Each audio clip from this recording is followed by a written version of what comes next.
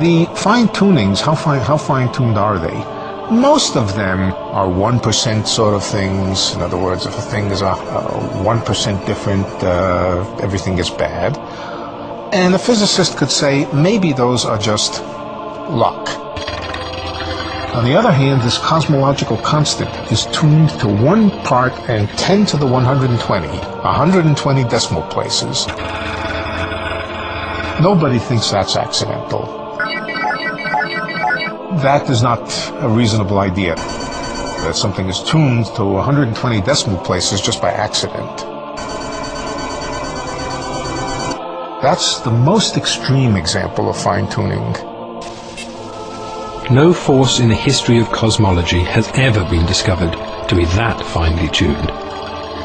The cosmological constant needs to be set to 1 part in a trillion, trillion, trillion, trillion, trillion, trillion, trillion, trillion, trillion, trillion. Otherwise the universe would be so drastically different that it would be impossible for us to evolve. That the cosmological constant arrived at such a tiny value by chance seemed to be out of the question. Ils sont nombreux à dire que finalement, quand on regarde l'univers, surtout à l'origine, eh bien on constate qu'il ne peut pas être né par hasard, et que le hasard n'a aucun rôle, et que plus on remonte loin dans le temps, donc plus on remonte vers le Big Bang, plus on trouve un univers qui est ordonné, réglé, ajusté. For example, if we go back to say 1 second after the Big Bang, at that point the expansion rate and the mass density have to have been adjusted to each other just right, so that the universe is just at this critical point. If the universe at that point were expanding just 1 part in the 15th decimal place faster, the universe would have flown apart without galaxies ever having had a chance to form.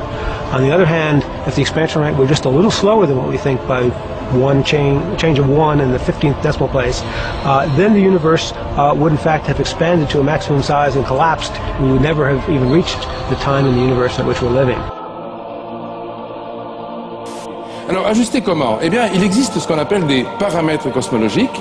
Ce sont des grandes constantes, la constante de la vitesse de la lumière, par exemple, qui fait 300 000 km à la seconde, 7 fois donc le tour de la Terre en 1 seconde. Il y a la constante de gravitation. Ce sont des chiffres, des données chiffrées, avec un zéro, une virgule, et puis parfois des dizaines de décimales derrière la virgule. Eh bien, si on changeait simplement une seule de ces décimales sur une seule de ces 20 constantes, l'univers ne pourrait pas apparaître. Eh bien, ça signifie que le hasard n'a aucun rôle à jouer à l'origine de l'univers.